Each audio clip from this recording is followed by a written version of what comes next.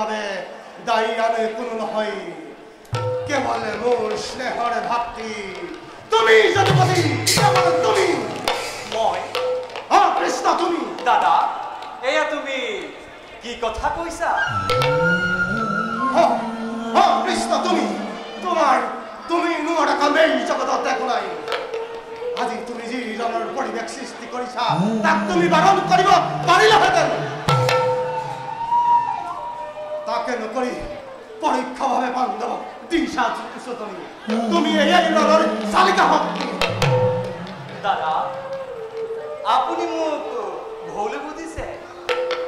মই সদায় ধৰ্মৰ পক্ষতে আছো দাদা ইয়াত পাণ্ডৱ আৰু কৌৰৱৰ প্ৰশ্নই নাহে ধৰ্ম অধৰ্মৰ কথা মোক কৈ পাগল নেপেলাব কৃষ্ণ ধৰ্মৰাজ যুধিষ্ঠিৰৰ দৰে মহাত্মাই পাশা খেলাতে ৰাজ্য ধৰণে পত্নী পণ কৰাটো উচিত আছিল আৰু পাশা দেহেৰ ৰাজ্য বলেৰে বিচৰাটো উচিত আছিল কিন্তু কৃষ্ণ তুমি থাকোঁতে কিয় এনে হ'বলৈ পাৰে শান্তিৰে আলোচনাৰ জৰিয়তে তুমি ইয়াক বাৰণ কৰিব নোৱাৰা তেনে চেষ্টা কৰা হৈছে দাদা কিন্তু দাদা অহংকাৰী দুৰ্যোধনে আজি জ্যেষ্ঠজনৰ কথাটো কৰিছে অৱজ্ঞা আৰু বিচাৰিছে মাথো ৰণৰ জৰিয়তেহে সমস্যা সমাধান কৰা দাদা গতিকে মই নিৰুপায় আপোনাৰ ৰক্তেৰে ৰামনি দৃশ্য মই নোৱাৰিম সহিব দাদা সেয়েহে ভাবিছো আঁতৰি থাকো মই দানকা কিম্বা হস্তিনাৰ পৰা তেহে মোৰ মন হ'ব শান্ত আজি এই যাত্ৰা কৰিম মই তীৰ্থ দৰ্শনাৰ্থে উপভোগ কৰা তুমি কুৰুক্ষেত্ৰ মহাযুদ্ধ উপভোগ কৰা তুমি মই আহিলো কৃষ্ণ মই আহিলো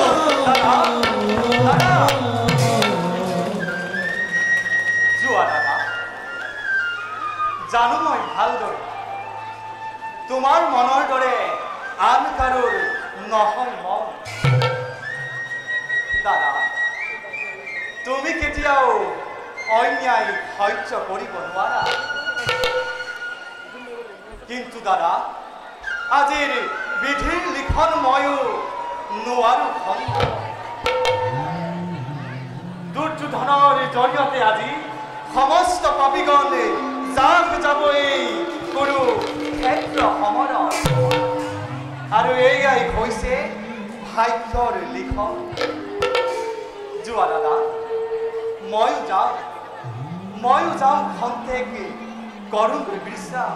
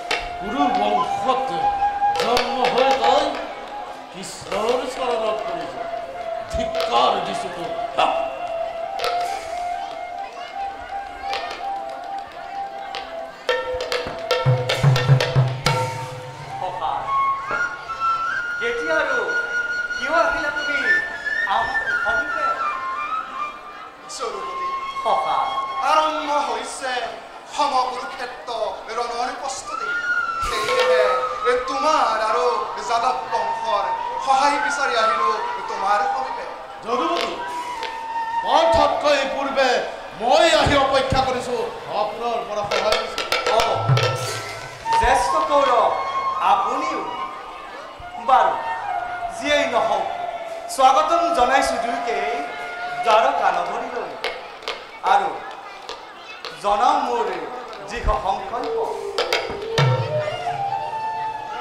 এই কুৰুক্ষেত্ৰ সমৰত মই হাতে তুলি নলওঁ অস্ত্ৰ মই মাথো সাৰথীৰ দায়িত্বহে কৰিম পালন গতিকে দিছোঁ প্ৰস্তাৱ দুয়োজনৰ মাজতে তোমালোকে এজনকে নিৰ্বাচন কৰিব লাগিব অৱশ্যে আমাৰ নাৰায়ণী সেনাও এই ৰণত কৰিব অংশগ্ৰহণ এফালে আছোঁ স্বয়ং মই নিৰস্ত ৰূপে আৰু আনফালে আছে আমাৰ নাৰায়ণী সেনা যিহেতু মই প্ৰথমে সখা ধনঞ্জয়কে পাইছোঁ দেখা সখা এই সুযোগ মই তোমাকেই দিছোঁ আপোনাৰ অবিহনে পাণ্ডৱৰ কোনো অস্তিত্বই নাই সেয়েহে সখা নালাগে মোক নাৰায়ণী সেনা লাগে লাগে মাথো তোমাক সেয়া সাৰথীৰ ৰূপতেই নহওক কিয় মূৰ্খ ধনঞ্জয় প্ৰথমে সুবিধা পায় তই নাৰায়ণী সেনাক কৰিলি অৱজ্ঞা বাৰু যাদুমতী যদি পাৰ্থই আপোনাক কৰিলেই নিৰ্বাচন তেন্তে সাদৰেৰে মই গ্ৰহণ কৰিলোঁ নাৰায়ণী সেনা যোৱা জ্যেষ্ঠ কৌৰৱ সময়ত উপস্থিত হ'বগৈ আমাৰ নাৰায়ণী সেনা কৌৰৱ যোৱা প্ৰণাম যদুমতী এতিয়া মই মাগিছোঁ বিদায়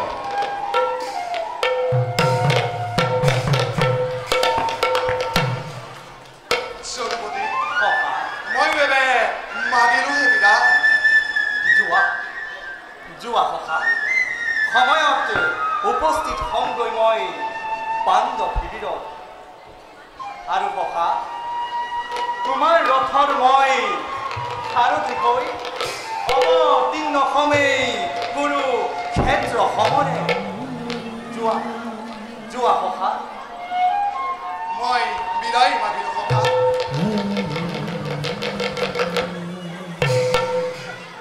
যাওঁ ময়ো মোৰ আপোন কৰ্তব্যত গৈ হওঁগৈ অগ্ৰসৰ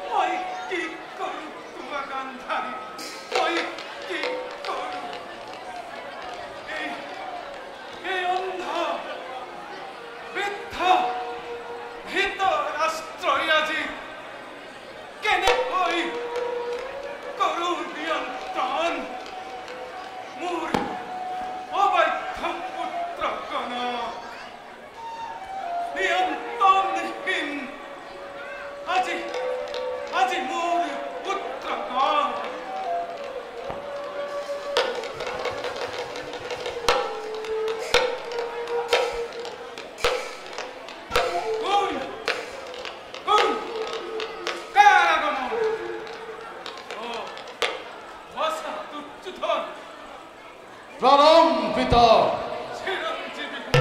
প্ৰণাম মাতা। কও কিয় মাতি পঠালে মোক? বহু আছে কাম মোৰ ৰং প্ৰস্তুতি।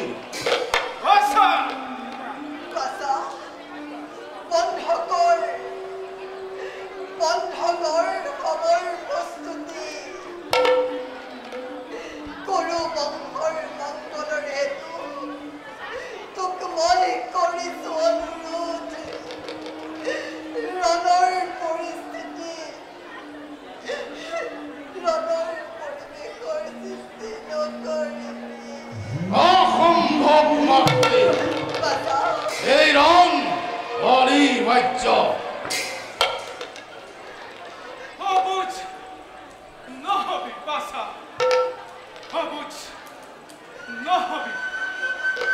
তোৰ মাতৃৰ লগতে ময়ো কৰো অনুৰোধ, যদুপতিয়ে কুৰু ৰাজসভা পাণ্ডৱৰ দুধৰি দিয়া প্ৰস্তাৱ মানিল বাছা, মানি লোৱাটোৱেই আমাৰ বাবে মংগল বাছা, আমাৰ বাবে মংগল।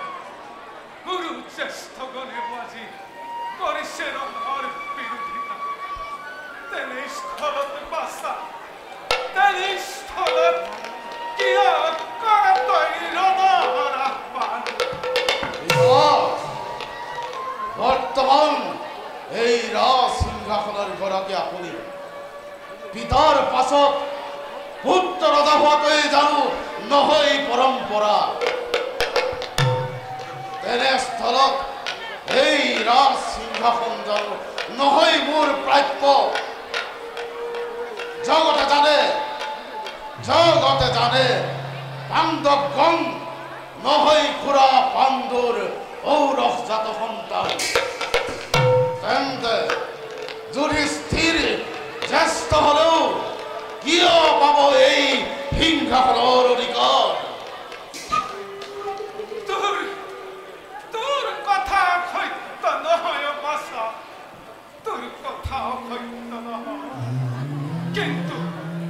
কিন্তু বাছা, গুৰু চৰমণিগঞ্জে আজি যুধিষ্ঠিৰৰ সমৰ্থন। গতিকে বাছা, ইচ্ছা থাকিলেও মই তোক কেনেকৈ প্ৰদান কৰো হস্তিনাৰ সিংহাসন? গুৰু চূড়ামণিগঞ্জ কোনদিনা মোৰ হিতৰ কথা চিন্তা কৰিছে পিতা?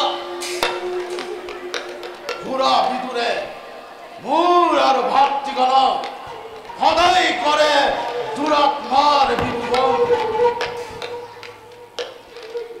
আৰু শুনা পিতা, বেজীৰ আগৰ মাটিকনো মই নিদু পাণ্ডৱ। এই কথা মোৰ অলৰ অচৰ, এই কথা মোৰ অলৰ অচৰ।